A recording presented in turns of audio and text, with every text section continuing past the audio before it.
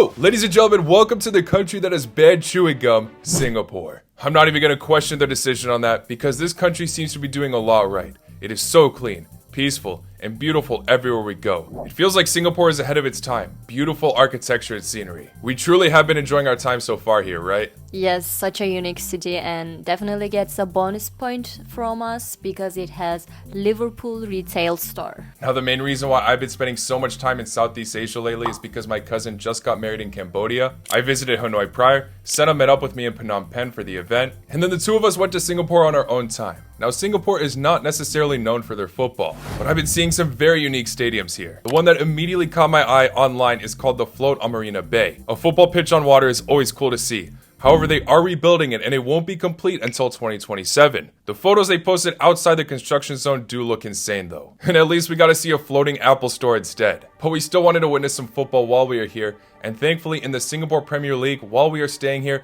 there is an incredible fixture going on. Geylang International versus Lion City Sailors. This could be a league title decider, so I reached out to Geylang International and they invited us to check out their hospitality ticket package. We'll be vlogging the stadium experience here and show what Singapore football has to offer, along with maybe showing some other stadiums in this country. Before we get into our personal experience though, here is a quick background on this matchup. So the Lion City Sailors at the time of this recording are top of the Singapore Premier League, but this match can very much impact the title race as Geylang International are at third place. If they win, they get the opportunity to clinch second. What blows my mind about the Singapore Premier League though is the amount of goals that come out of it. I mean, take a look at the statistics for some of these players. Belgian international Maxime Lestienne has 29 direct goal contributions in just 17 matches, but Japanese striker on Geylang International Tomoyuki Doi has 43 contributions in just 21 games. In terms of his 34 goals, at the time of this recording, that equals the same amount as Victor Gyökeres this season. He's obviously the top goal scorer of the league, but not only are they impressive stats for Doi, it also means that the Singapore Premier League usually has goals guaranteed each match.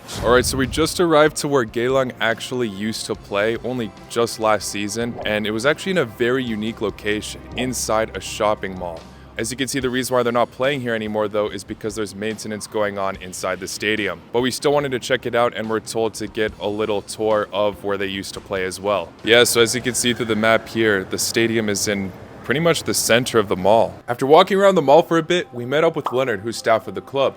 He toured us around and showed us that this mall is also a community center, with courts, pools, even a track on the highest floor. You see lobby A there? When you take the lift up to level 6 and 7, it's the public gym and the swimming pool. Is it all free?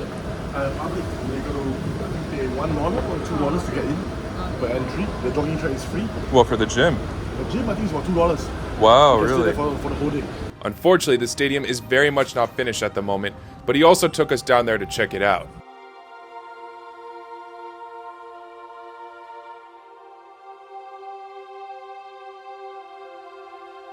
So do you know when it will be finished again? April, May, but this season we'll play all our matches in Geylang. Okay. Those below covered in white are all the restaurants. Back door of the restaurants. Level 2 is where all the function room and activity room is. And across to level 2, where you see this whole panel, is actually a public library. On the right is a theatre. Then up to level 5, you can see people walking. That's the jogging track. VIP stands is over there. 5,000 capacity. Look how cool this is. I never seen such a thing before. During the halftime, you can go and shop and come back. It's such a shame that we got to miss the float along with this as well. This would have been so cool to see. Coach's changing room is where head coach does, and then he does all his analyses. Are these two clubs friends? Yes, we have a partnership since 2016. Oh, nice. So we often have coaches going there, players coming over. Actually, head coach Norali went there for a year in 2018 to take the under 18 squad and actually became champions.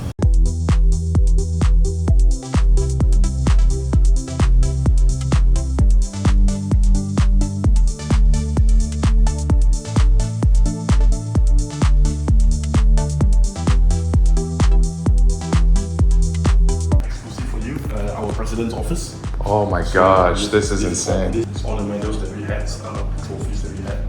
Wow. So we just won Singapore League champion. Oh, okay. It's such a beautiful trophy.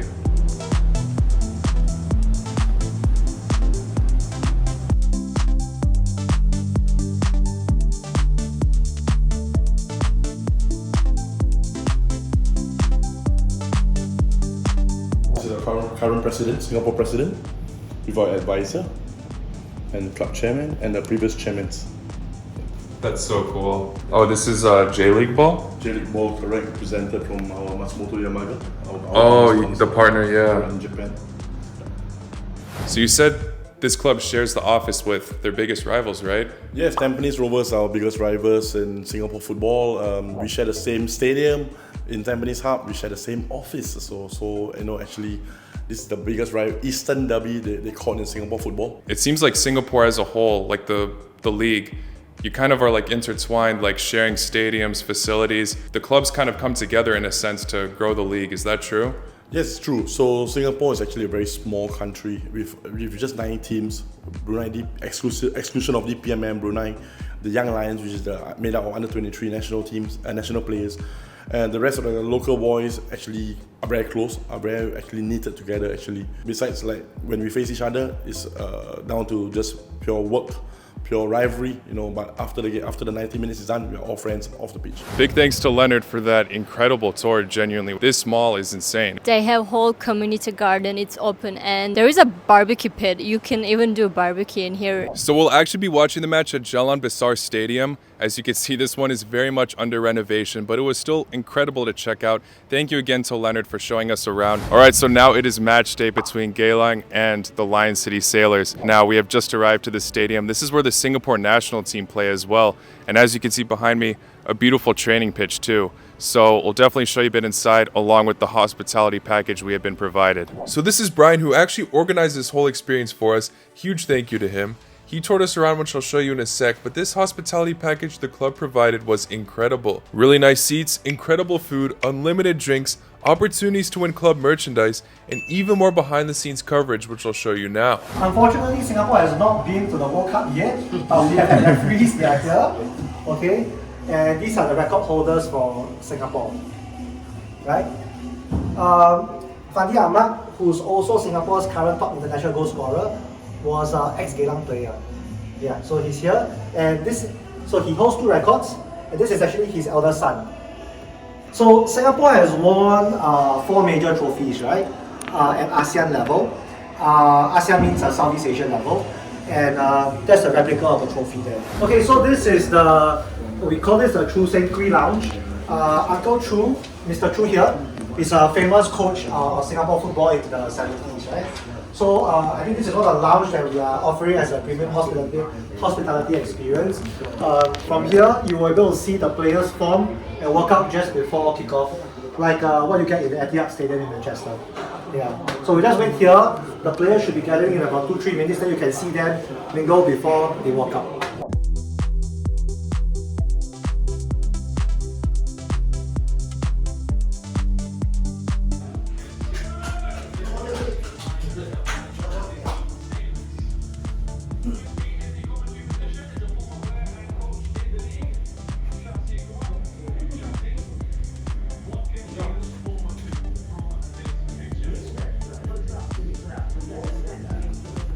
So this stadium, Geylang Besar, like I said, is where the Singapore national team play their matches, but actually only some. They also play in the National Stadium, which has a much higher capacity, which I will show you at the end of the video. This match between Geylang and Lion City Sailors, though, was an incredible watch. Really end-to-end type of fixture. Geylang's goal scored by Bezecourt was a true beauty. Thankfully, we caught that. However, the Lion City Sailors had somewhat of a quick reply, with Croatian international Toni Datkovic banging in a header from a corner. The match-winning goal scored in the 56th minute, though, unfortunately, we missed the recording. But it was a sick one. Chipped it in as well. But this was genuinely such a different type of match to watch. Obviously not the most eye-opening atmosphere like I've seen in other countries, but the community in the league is one of a kind. Can you just please tell me about like the development of football in Singapore as a whole? I think it's something that's grown maybe a bit slowly. Yeah. I feel that recently there's been a big upshot in having fun supporters, and then people are really, really passionate about coming to these games in Singapore. I think the numbers are not massive like you get in Europe and all that, but the small groups that we have here really love being part of the experience. I think that's a big part of it, that the community is thriving, and there's now a lot more investment in football in the last couple of years. So you see more crowds come in. As you can see, they're trying to do hospitality receptions as well. So I think there's lots of room for growth, and the people who are here are pretty supportive and passionate. So that's always fantastic for local football. I think it's showing promising shoots. I won't lie and say it's good now, but Lion City Sailors have a good academy setup going. If it's a dedicated training center, these are things that we didn't used to have in the past. The national team now has a huge football hub as well in Geylang, near the National Stadium. These are things that we didn't used to have in the past 5-10 years. So I think there's promising shoots, and I think time will tell in the next 10 years whether all these initiatives are going to work. As cool as these supporters were to chat with, the best part of the whole experience was walking onto the pitch where the players were still hanging about.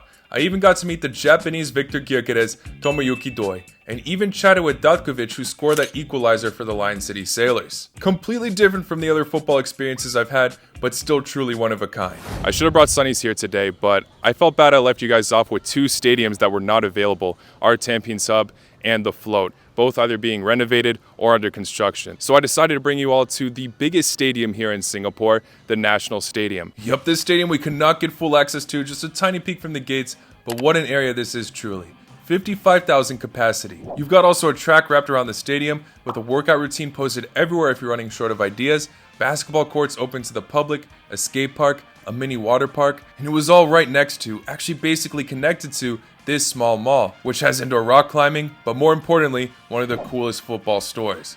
Almost as much of a collection as classic football shirts, I came across so many national teams. They've even got a selection for a majority of the Southeast Asian ones. And of course, they had the Singapore national team kit. However, I decided to buy Portugal's new Puma shirt. The club selection they had was also mad.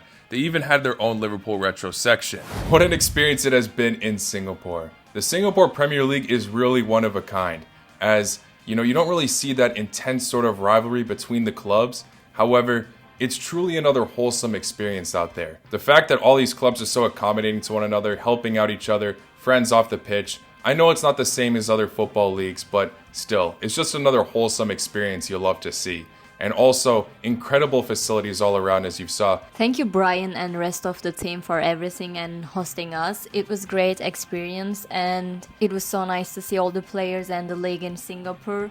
We already love Singapore so much. Yeah, this is honestly one of my top 3 countries I visited. But in terms of that match day experience, I was not expecting to meet a few of the players. It was really, really cool. Definitely an unforgettable experience. Thank you once again to Geylang. Thank you to Brian and Leonard for also being able to tour us around and show us what Singapore football has to offer. Anyway, if you enjoyed this video, please hit the like button. I know it's something different from what I normally post on the channel, but I figured since it's still football related, why not? Anyway, I'll see you all very, very soon. Take care. La Noche.